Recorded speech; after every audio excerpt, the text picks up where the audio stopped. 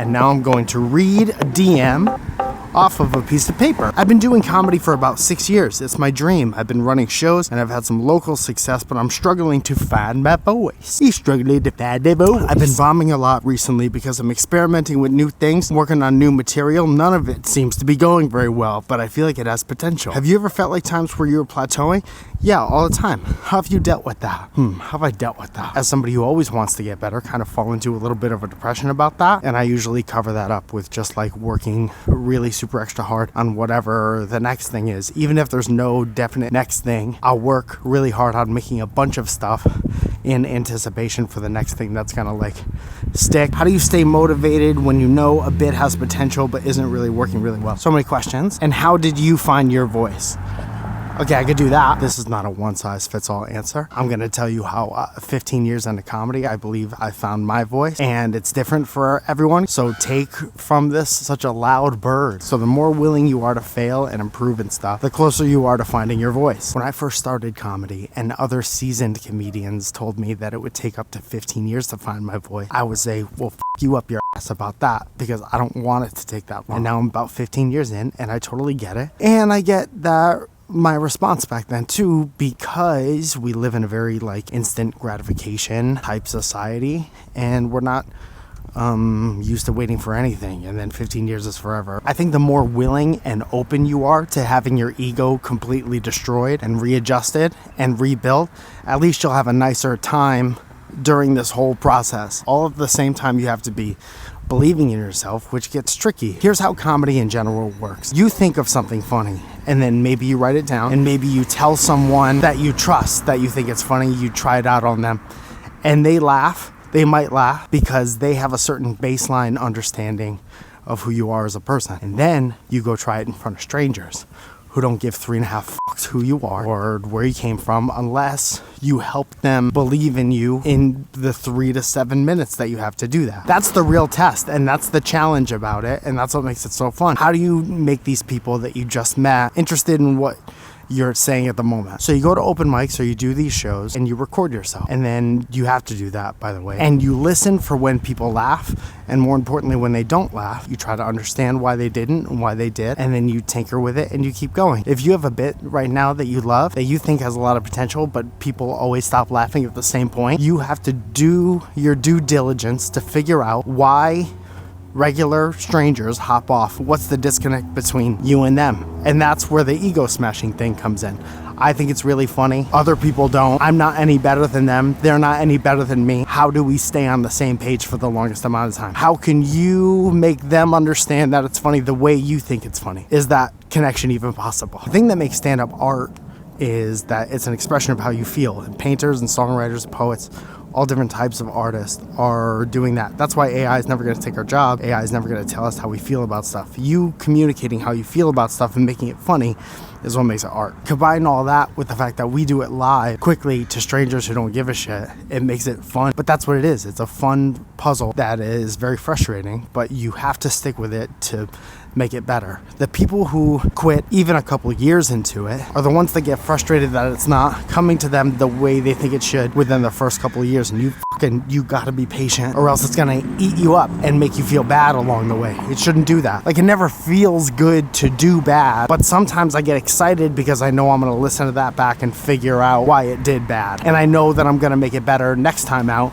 and that part makes it exciting. Overarching advice that maybe you didn't ask for is go slow, don't rush, have a lot of self-awareness, and pay attention to why things don't work. Be in tune with how you feel about stuff. Try to get quick and good at communicating how you feel. It's a terrifying job to most people, and most people don't even know how many things the job actually entail. It's like a lot of shit that you juggle all the time. It feels like fitting a lot of shit in a suitcase, but you have to figure out a way to do it, or else they're gonna yell at you at the airport. You have to figure out your own way to make it fit. You don't always get a lot of signs along the way either, but if you feel yourself plateauing, you feel stuff that you're passionate about not doing very well, that's something. You just need to pay attention to why it's not working and figure that out. I would also say film yourself. That helps a lot, dude. Film yourself, and then when you watch that back, look at that person and be like, is that what I feel like? Is that what I think I look like and feel like while I'm doing this, or does that seem like a completely different person? That's like your voice. When your comedian voice and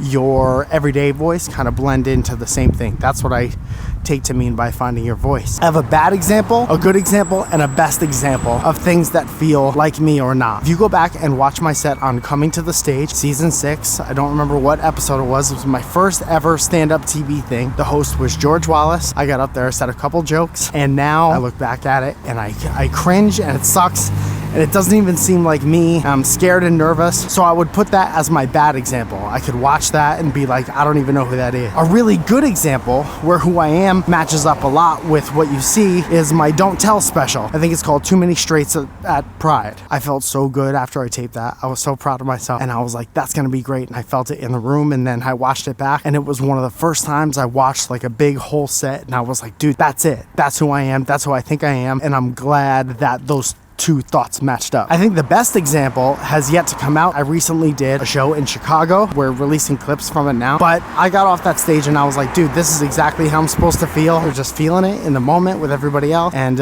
it was mostly spur of the moment stuff. And so when that comes out, you'll see like best example of me being myself possible. I think we're gonna call that What's Your Favorite Thing, live from Chicago. When that comes out, I think in mid to late August, you'll be able to see best example of what I'm talking about. Bottom line is, and this is my favorite part of talking about stand-up, you're doing a puzzle, trying to make this perfect picture of you, and you're like getting new pieces all the time, and you find pieces of the puzzle that like aren't even part of your puzzle, or like from another puzzle, and you gotta stick with it. You gotta have fun with the puzzle part, or else it's not gonna work out. Failing and feeling like you're not doing enough, and plateauing and feeling like you're not getting any better, it's all part of it, dude, and it's all telling you something, and the answer to whatever that is such a big building block towards whatever it's gonna be. And there's ways to find that bigger picture of yourself doing other things. There's a million ways you could do the puzzle, but I think for my money, this is the most rewarding, and this is the funniest one for sure. It's also heartbreaking sometimes, but it's worth it. So if you want to stick with it, stick with it. If you don't. If it's making you feel bad, don't. Just have fun while you're in it, because a lot of these memories that you're making when you're out there, they're like irreplaceable, and they don't come around super often. Yeah, it's so much fun. I hope you're having fun. I have a show in San Francisco on the 30th of this month, so I hope you come out. Effie Meadows, Miranda Meadows, Luke Schwartz, they're all gonna be on the show. I'm gonna try to film another thing like we filmed in Chicago. And if you have any questions for me, fucking DM my ass, fucking DM my idiot ass, and I'll answer the question while I'm walking in the rich person's neighborhood. There used to be so many less people around when I did this, and it made it less nerve-wracking. Look, now I'm just walking in the middle of the street. Here's why I don't feel as bad. Very few of these people are ever gonna see me again. And to be somebody pointing a camera at yourself in Los Angeles is way different than being somebody who points a camera at themselves in Connecticut. People used to think I was a fucking psychopath, and now people think I'm a vapid idiot. I'll take vapid idiot, dude. I'll take people thinking I'm stupid over people thinking I'm crazy any day. Don't look at each other! You're ruining it! What's the thing that brings you the most happiness right now? Could be a little thing, could be fucking It's cheesy, but absolutely my wife, guaranteed. Okay, fine. You guys close your eyes real quick. Both of you close your eyes. Raise your hand if you don't believe them. These guys all did it. These guys all raised their hand. Why? She's my other half, right? Do you say right? Like I was supposed to agree, like I spent Christmas with you guys? That is right. Hear that, everyone? So funny if you have a different answer, Tess. It's like, I rediscovered Tetris. You already said me, that's sweet. I like Candy Crush. Tess, what's your shit? When I was thinking about what I would say if I had to answer this, it was going to be Hello Kitty Island Adventure. Yeah, dude! That's what I'm talking about! And you said your wife. Oh, yeah!